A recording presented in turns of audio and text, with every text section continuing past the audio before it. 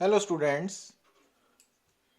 तो आज class +1 unit number 2 kinematics के लेक्चर नंबर 6 में हमारा टॉपिक है analytical method of addition of two vectors.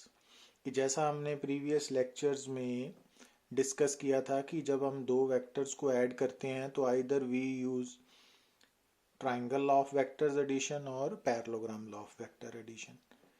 तो दोनों मेथड्स में आपने क्या देखा था कि जो डायग्राम है वो डिफरेंट वे में प्लॉट की जाती है, अदरवाइज जो रिजल्टेंट वेक्टर का मैग्नीट्यूड है और डायरेक्शन है वो सेम आती है ना। तो आज यहाँ हम उस रिजल्टेंट वेक्टर की जो मैग्नीट्यूड एंड डायरेक्शन की एक्सप्रेशंस है तो उनको हम डिराइव करेंगे मैथमेटिकली। तो analytical method of addition of two vectors.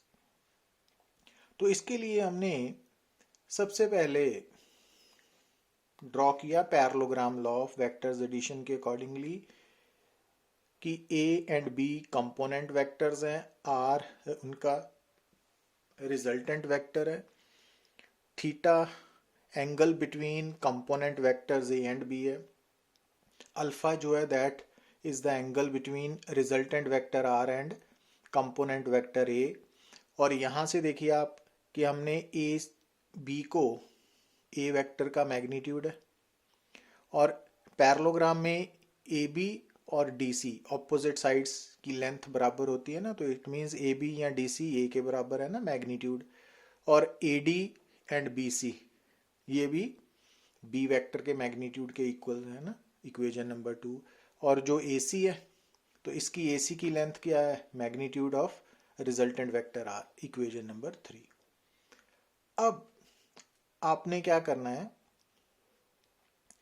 कि जो ए बी लाइन है उसको एक्सटेंड करके सी पॉइंट से परपेंडिकुलर ड्रॉ करना है सीई। ठीक है, तो अब ये एंगल और ये एंगल पैरेललोग्राम में इक्वल है ना, थीटा है तो ये थीटा है, तो ये स्टेप फॉलो करना है।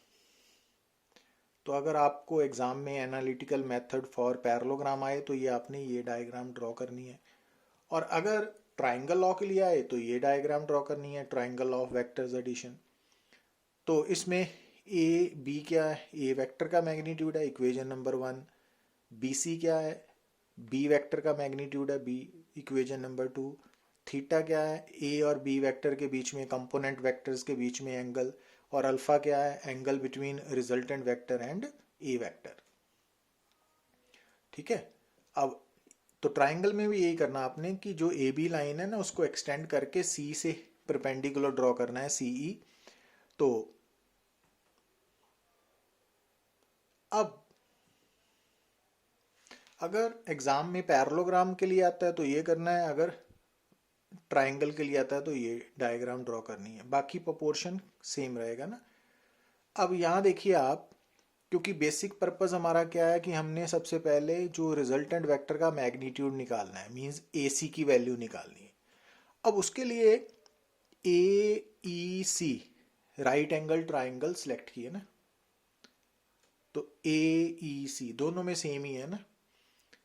तो पाइथागोरस थ्योरम के अकॉर्डिंगली हाइपोटेन्यूज का स्क्वायर क्या होता है, बेस ए E square plus perpendicular E सी स्क्वायर।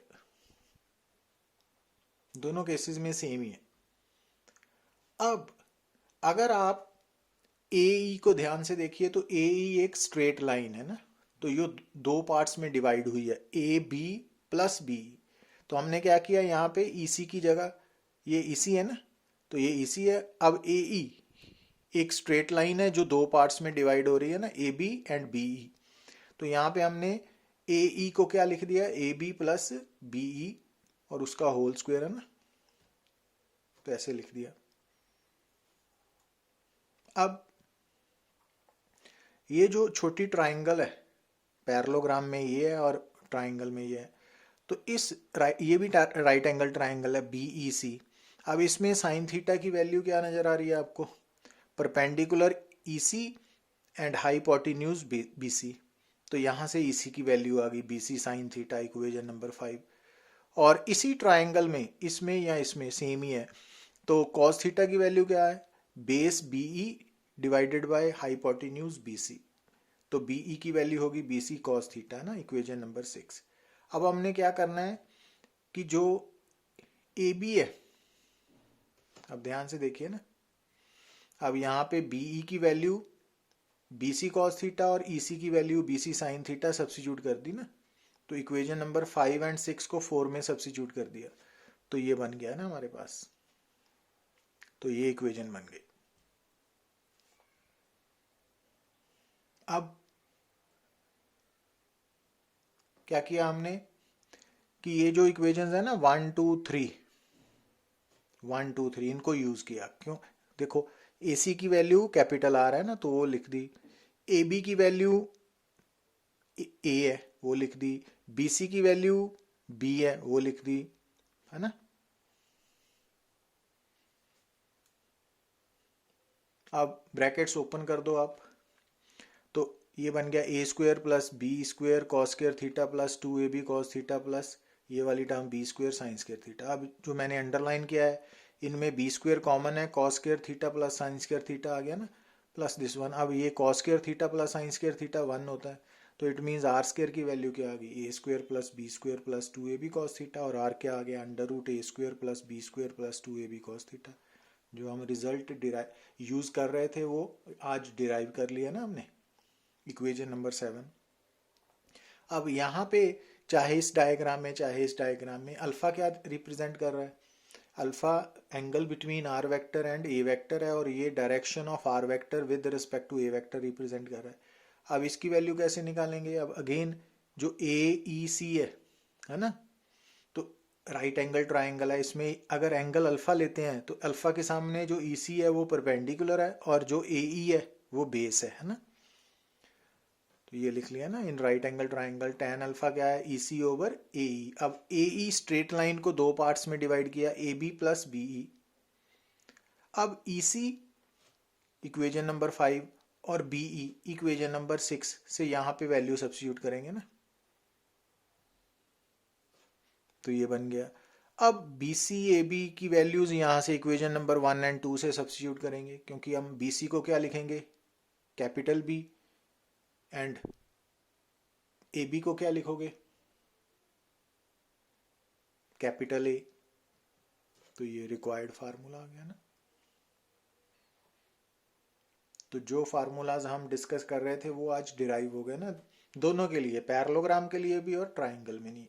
और एग्जाम में आपको एक ही आएगा, तो अगर ट्राइंगल आती है तो ये डायग्राम और ये पोर्शन लिख के सारा चलना है, और अगर पैरेललोग्राम आता है तो ये और ये वाला पोर्शन, फिर इसको नहीं लिखना ना। तो ये डेरिवेशन आ गई।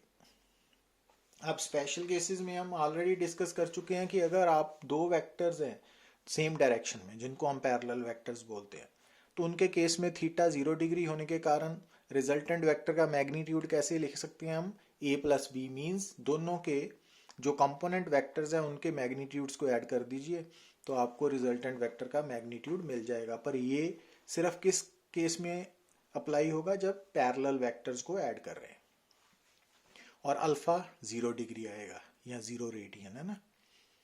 और जो अगर कंपोनेंट वेक्टर्स जो दो वेक्टर्स हम ऐड कर रहे हैं वो एंटी पैरेलल्स हैं, ऑपोजिट डायरेक्शंस में हैं, देन थीटा 180 डिग्री होने के कारण जो रिजल्टेंट वेक्टर का मैग्नीट्यूड है वो कितना आएगा, दोनों के जो कंपोनेंट वेक्टर्स हैं उनके मैग्नीट्यूड्स के डिफरेंस के इक्वल आएगा ना, तो मॉड ऑफ।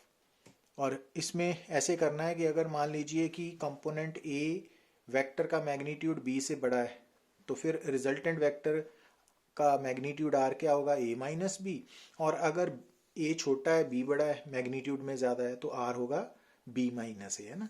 और उस केस में tan अल्फा की वैल्यू 0 होने के कारण अल्फा 0 डिग्री होगा, अगर a ग्रेटर देन बी है, और अगर a लेस देन बी है तो अल्फा 180 डिग्री होगा ना। ये हमने लास्ट लेक्चर में भी डिस्कस किया था ज्योमेट्रिकल में, तो वो ज़्यादा बढ़िया समझ आएगा ना आपको कि जब दो वेक्टर्स एंटी पैरेलल को हम ऐड करते हैं तो जो उनका रिजल्टेंट वेक्टर होता है तो उसका मैग्नीट्यूड दोनों के मैग्नीट्यूड के डिफरेंस के इक्वल होगा, मॉड ऑफ।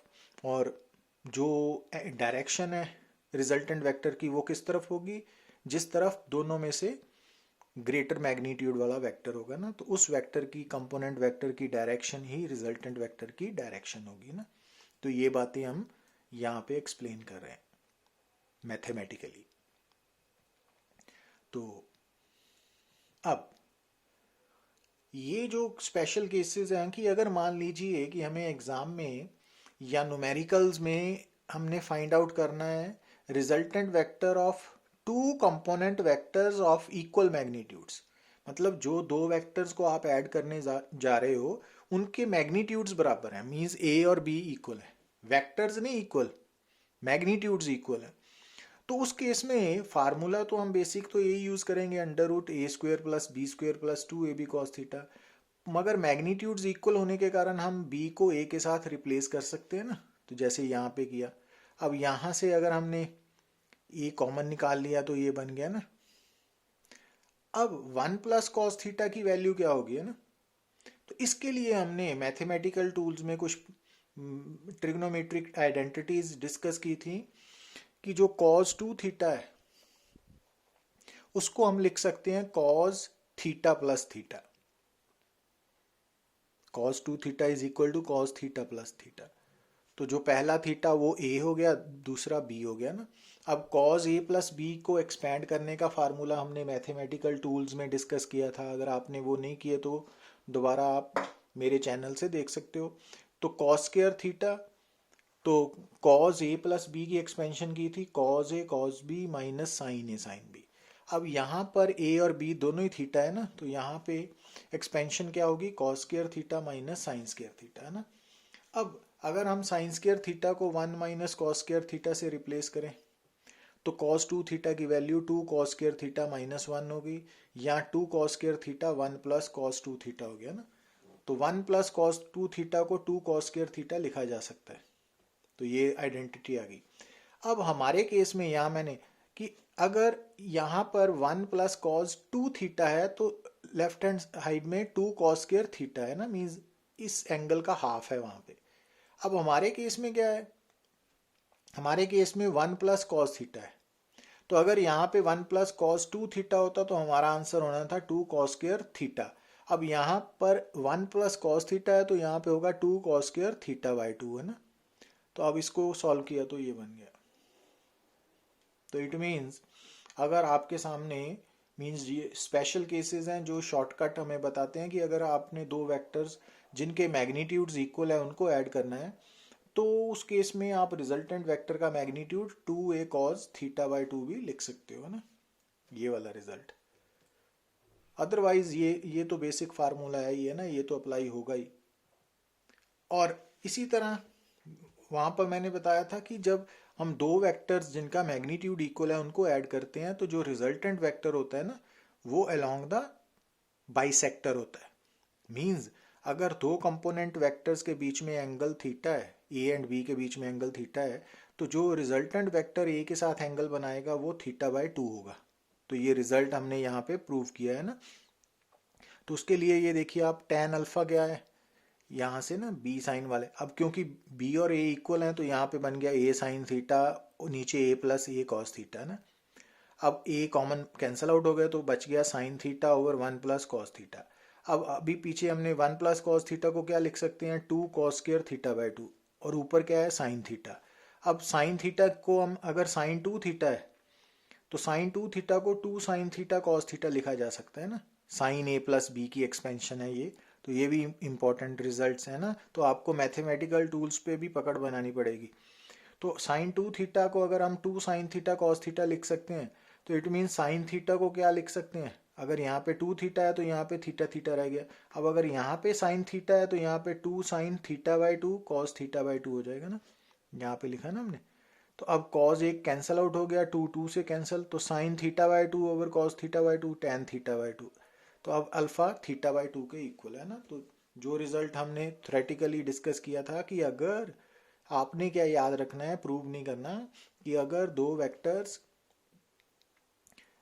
के मैग्नीट्यूड्स इक्वल हैं तो उनके रिजल्टेंट वेक्टर की डायरेक्शन किस तरफ होगी, अलोंग द बाइसेक्टर होगी ना।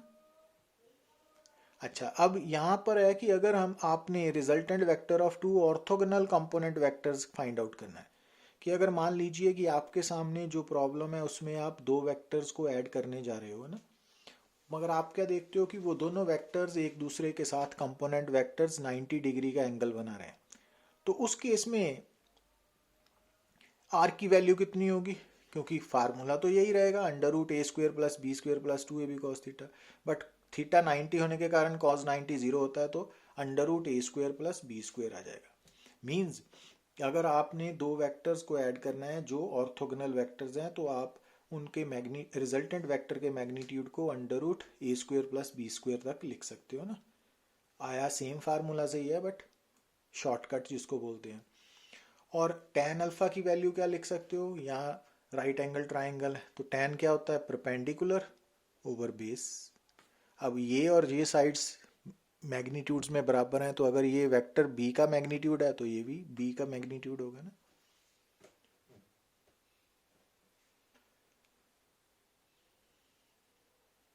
तो ये फार्मूला भी आया यहीं से है, बट राइट एंगल ट्राइंगल होने के कारण परपेंडिकुलर ओवर बेस में कन्वर्ट हो गया ना।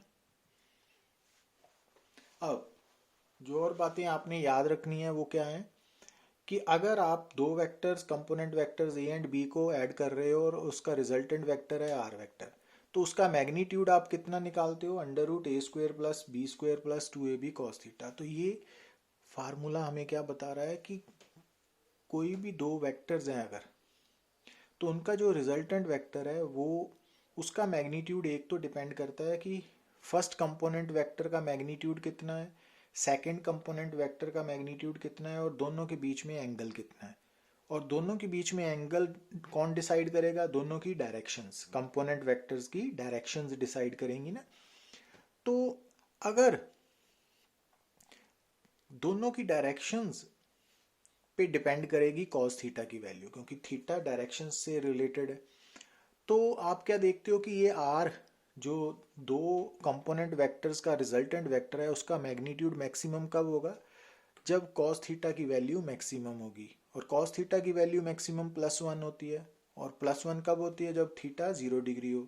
तो इट मीन्स, और थीटा 0 डिग्री होने का मतलब है कि दोनों जो कंपोनेंट वेक्टर्स हैं वो सेम डायरेक्शन में हो। तो इट मीन्स जब हम दो वेक्टर्स को ऐड करते हैं ना, तो उनके जो रिजल्टेंट वेक्टर का मैग्नीट्यूड है वो मैक्सिमम कब होगा?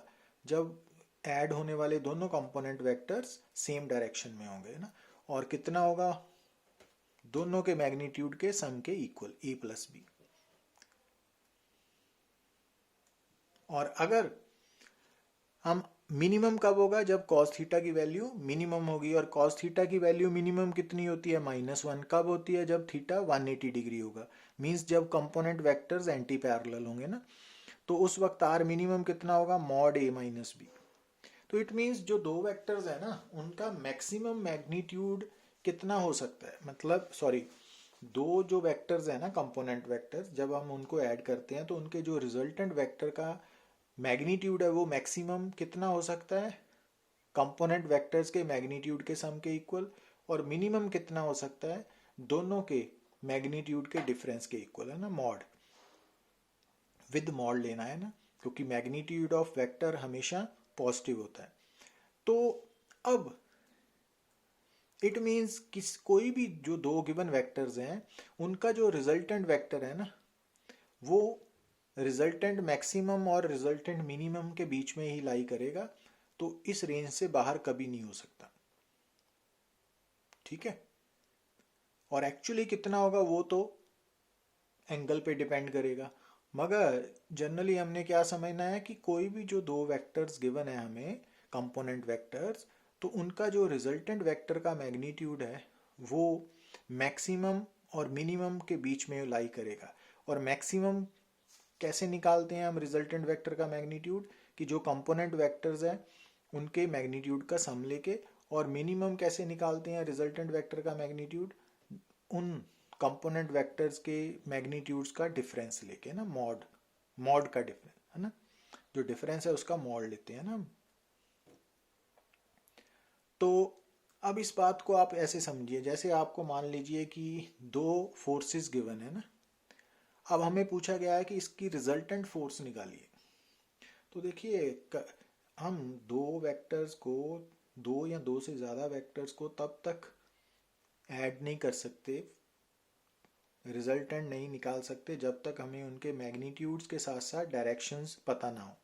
अब यहाँ पे हमें सिर्फ मैग्नीट्यूड्स पता है फोर्सेस के, डायरेक्शंस नहीं पता है ना, तो यहाँ पे हम एग्जैक्ट नेट फोर्स नहीं निकाल सकते। हाँ, ये बता सकते हैं कि जो इन दो फोर्सेस के कारण रिजल्टेंट फोर्स पैदा होगी उसका मैग्नीट्यूड कितना हो सकता है, किस रेंज में हो सकता है ना।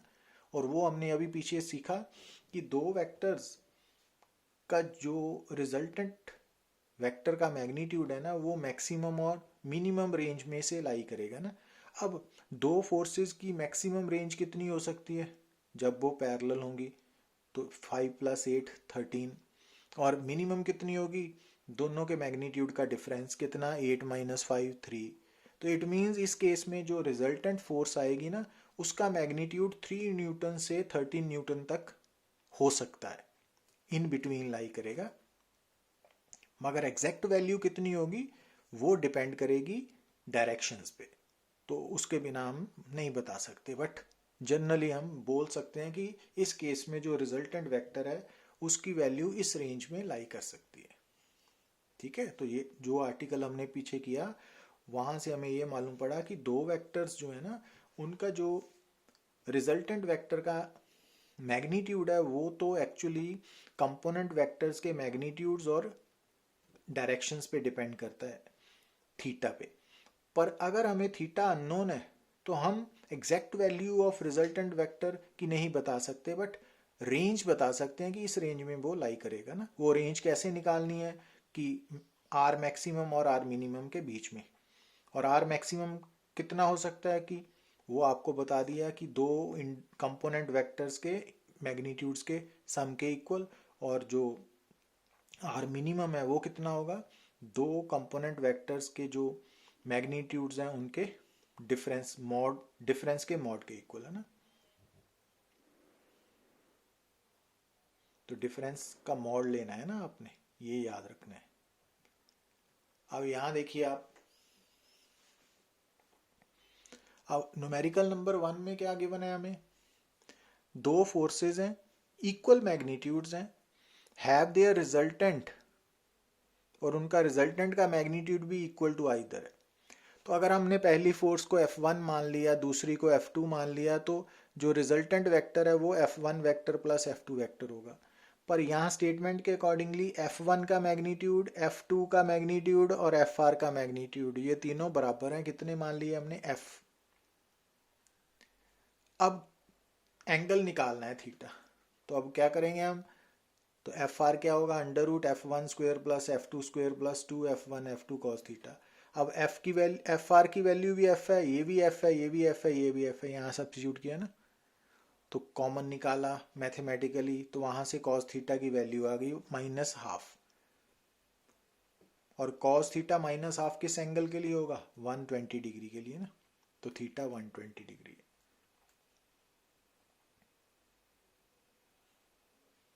तो यहाँ पे आपको मैथमेटिक्स होल्ड होना चाहिए ना। अब यहाँ देखिए आप, न्यूमेरिकल नंबर 2 में क्या गिवन है आपको, two forces whose magnitudes are in the ratio of 3:5 gives a resultant of 28 Newton. If the angle of their inclination is 60 degree, find the magnitude of each force. Again पहली force मान ली F1 vector, दूसरी मान ली F2 vector, resultant मान लिया FR vector, तो FR vector F1 vector plus F2 vector है। और यहाँ से उनके मैग्नीट्यूड की रेशियो F1/F2 क्या है, 3/5, और रिजल्टेंट FR का मैग्नीट्यूड कितना है, 28 न्यूटन, और दोनों के बीच में एंगल थीटा 60 डिग्री है। अब यहाँ पर हमने फार्मूला यूज़ किया FR रिजल्टेंट निकालने का दो वेक्टर्स का। अब यहाँ से हमने F1 की वैल्यू कितनी निकाल ली, 3/5 F2, वो वहाँ पे सब्स्टिट्यूट कर दी ना, कॉस थीटा 60 डिग्री है। अब कॉस 60 हाफ होता है, तो यहाँ सॉल्व करने के बाद F2 की वैल्यू कितनी आ गई, 20 न्यूटन है ना। दोनों साइड्स को स्क्वायर करके F2 की वैल्यू निकाल लीजिए, और उसके बाद जो F2 की वैल्यू आई वो यहाँ पे सब्स्टिट्यूट कर दी, तो F1 की वैल्यू आ गई 12 Newton.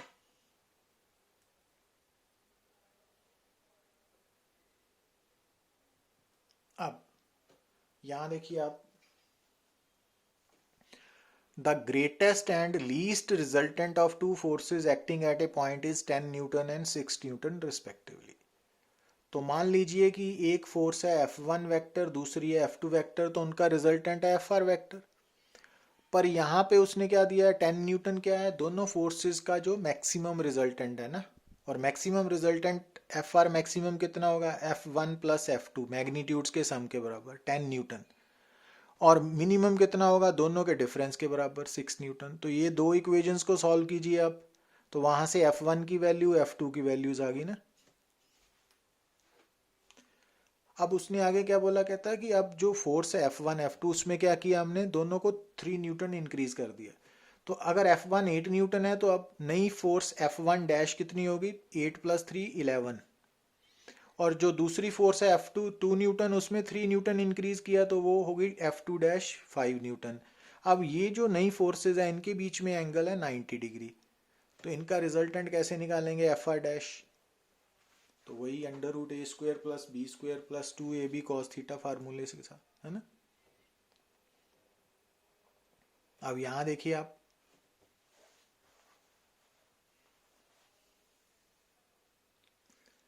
The resultant of two vectors A and B is perpendicular to the vector A। तो यहां हमने मान लिया कि जो A एंड B है कंपोनेंट वेक्टर्स, उनका रिजल्टेंट वेक्टर R है ना। और और यहाँ पे हमने एक और बात मान ली कि थीटा A और B के बीच में बनने वाला एंगल है। और R वेक्टर A वेक्टर के परपेंडिकुलर है। और जैसा कि हम पीछे करते आए हैं कि हम अल्फा को क्या लेते हैं, angle between resultant vector and A vector. तो अल्फा की वैल्यू 90 डिग्री है ना, क्योंकि आर वेक्टर और ए वेक्टर एक दूसरे के परपेंडिकुलर है। और अगर अल्फा ए आर और ए के बीच में एंगल, तो वो 90 के इक्वल है ना। और दूसरा जो रिजल्टेंट वेक्टर का मैग्नीट्यूड है वो कितना है, बी वेक्टर के हाफ के इक्वल है ना, b/2 है ना। तो ये रिजल्ट्स नोट कर लिए। अब क्योंकि अल्फा एंगल बन रहा है resultant vector with A vector, तो टेन अल्फा की वैल्यू क्या होगी, बी साइन थीटा ओवर ए प्लस बी कॉस थीटा। तो अब अल्फा 90 डिग्री होने के कारण टेन 90 बी दिस वन हो गया ना। तो टेन 90 इनफाइनाइट होता है ना, ये याद रखना है आपने। तो it means left hand side अगर इनफाइनाइट है तो राइट हैंड साइड भी इनफाइनाइट होगी।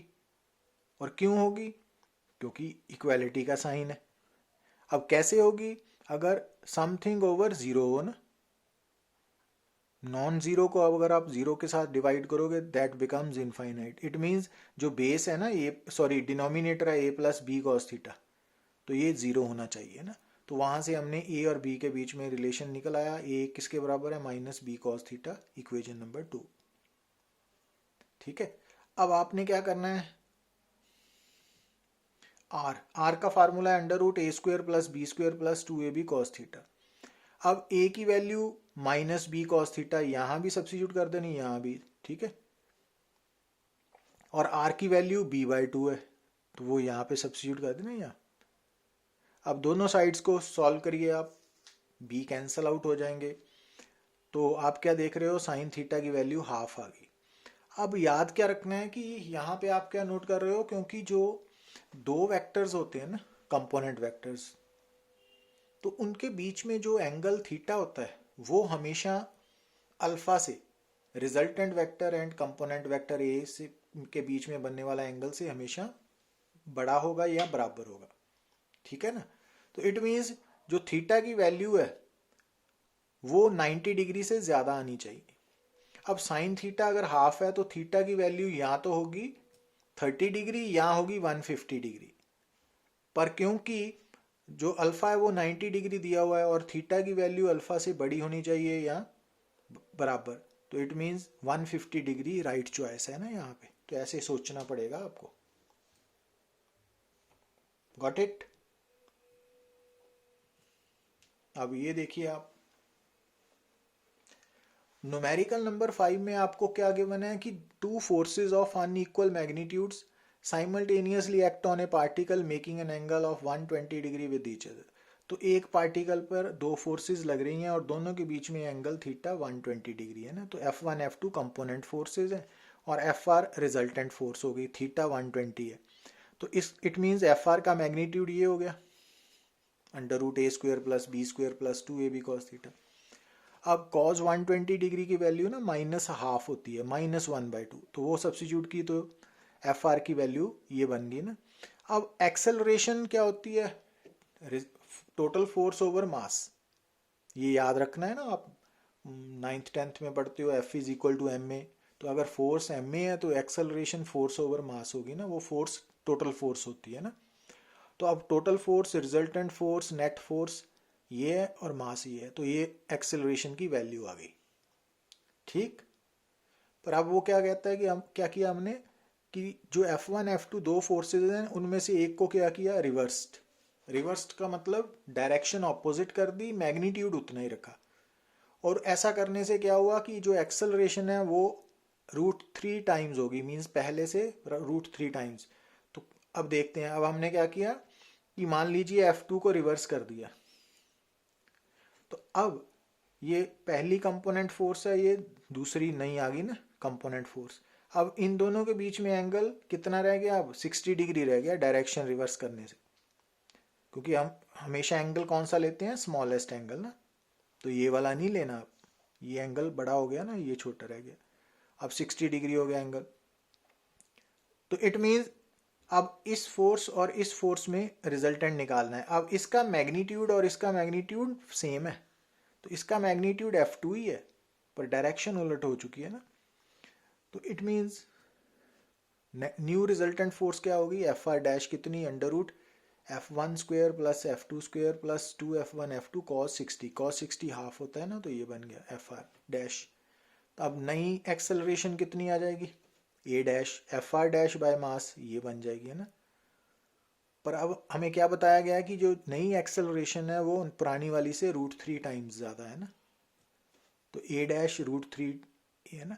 तो अब ए डैश की वैल्यू और ए की वैल्यू सब्स्टिट्यूट करके इसको सॉल्व करना है आपने, और सॉल्व करके आखिर तक जब आप पहुंचोगे तो F1/F2 की वैल्यू 1 आएगी ना। तो ये मैथमेटिकल पार्ट है ना, ये आपको समझ आना चाहिए। तो इस तरह से आपने प्रॉब्लम सॉल्व करनी है। So thank you very much.